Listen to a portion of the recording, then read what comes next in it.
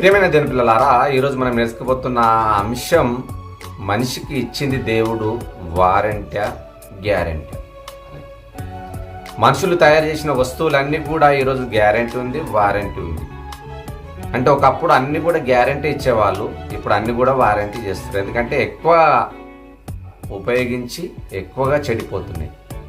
అంటే ఎక్కువ ఒక టీవీ గ్యారెంటీ ఇచ్చిండు అనుకో, టీవీ 24 గంటలు నడిపిస్తుంటారు అప్పుడు. ఎందుకంటే కొత్తది వస్తుంది, ఖరాబ్ అయిపోయినా కానీ కొత్తది వస్తుందని ఆలోచిస్తాడు మనిషి.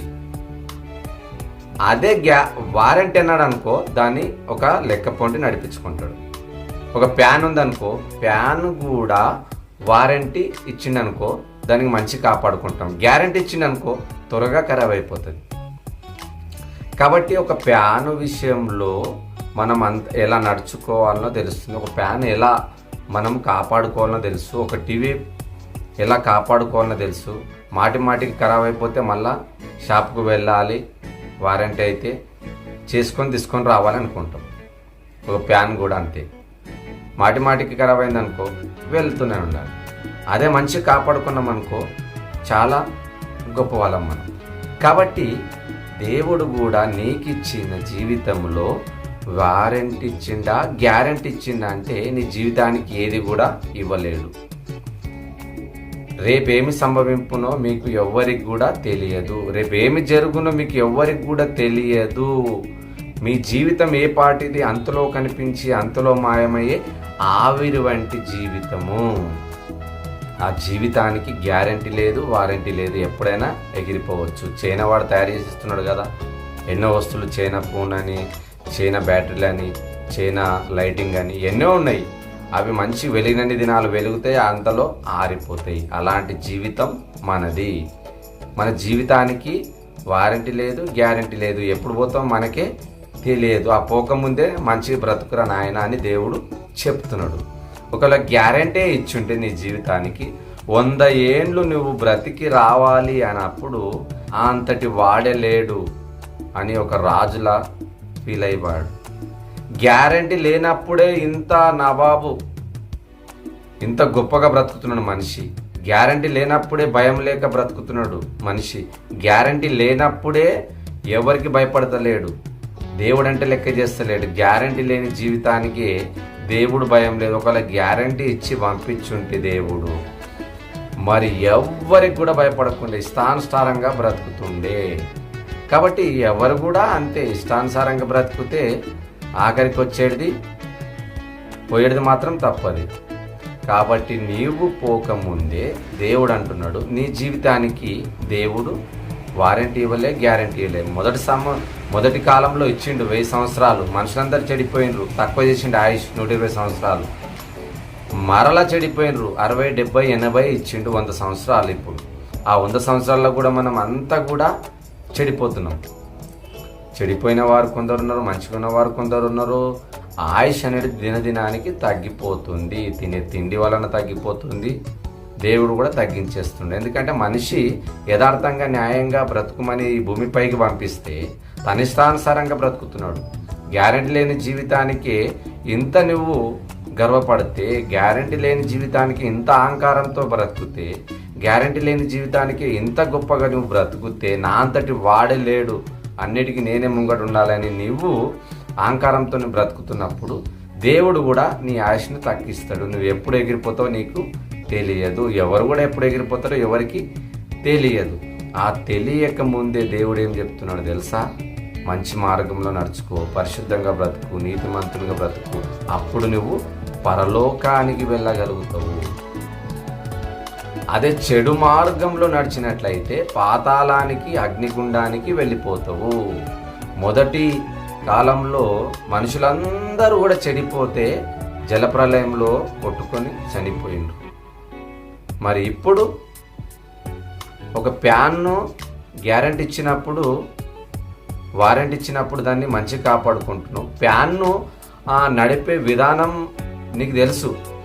ప్యాన్ తయారు చేసిన వాడు దాని మీద ఒక క్యాటలాగ్ ఉంటుంది. ఆ క్యాటలాగ్ పైన దాని బొమ్మలు ఉంటాయి. దాన్ని ఎలా ఫిట్టింగ్ చేయాలి, ఎలా వాడుకోవాలని చెప్తాడు. ఒక టీవీ తయారు చేసిన వాడు అంతే, ఒక ఫ్రిడ్జ్ తయారు చేసిన వాడు అంతే, ఒక కూలర్ తయారు చేసిన వాడు అంతే.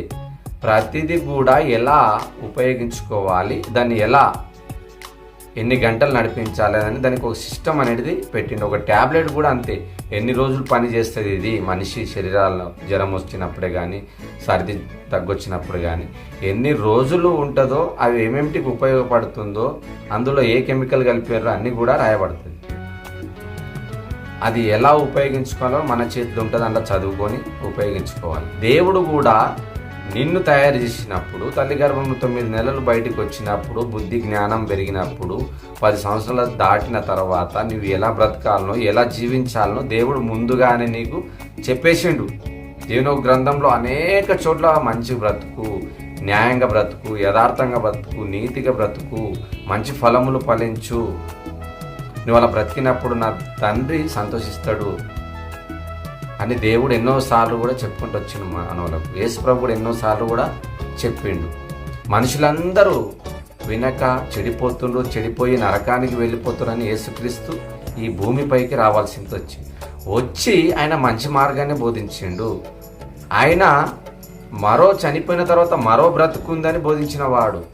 ఆ మరో బ్రతుకు ఉన్నది, ఆ మరో బ్రతుకు వెళ్ళాలి అంటే మీరు మంచిగా బ్రతకండి, లేదా మరో ఒక లోకం ఉంది పాతాళం, అక్కడికి వెళ్ళిపోతారు మీరు అని ఆయన యేసుక్రీస్తు వచ్చి ఇదే చెప్పిండు. కానీ మత మార్పిడి ఎక్కడ కూడా చేయలే.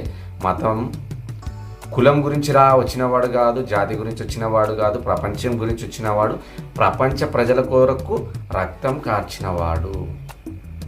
కాబట్టి మన జీవితంలో వారంటీ లేదు, గ్యారంటీ లేదు. అలాంటి జీవితం గురించి మనకు ఎందుకు చెప్పండి? ఎప్పుడు పోయే జీవితాలు మనకే తెలియనప్పుడు అందరితో సమాధానం, శాంతి సమాధానంతో, ప్రేమతో, లేని వారికి అన్నం పెట్టి కాస్తైనా మంచిగుండి అందరితో సాధ్యమైనంత వరకు ప్రేమ కలిగి ఉంటే ఎంత సంతోషం, అప్పుడు ఎంత ఆనందము, ఎంత సంతోషము. దేవుడు చెప్పిన మాటలన్నీ కూడా గ్రంథంలో చాలా చక్కగా ఉన్నాయండి. అవి చెప్పుకుంటూ పోతే మనకు సమయము సరిపోదు. కాబట్టి ఈ చిన్న మాటలైనా మన జీవితంలో నెరవేరినట్లయితే, ఈ చిన్న మాటలైనా మన జీవితంలో ఫలించినట్లయితే దేవుడు ఎంతో ఆనందిస్తాడు. అన్నీ కూడా ఎలా ఉపయోగించుకోవాలనో వస్తువులన్నీ మనకు తెలుసు. దేవుడు కూడా ఈ శరీరాన్ని ఎలా కంట్రోల్లో పెట్టాలనో కూడా మనలో ఉంచిండు, జ్ఞానం ఇచ్చిండు, బుద్ధినిచ్చిండు కదా.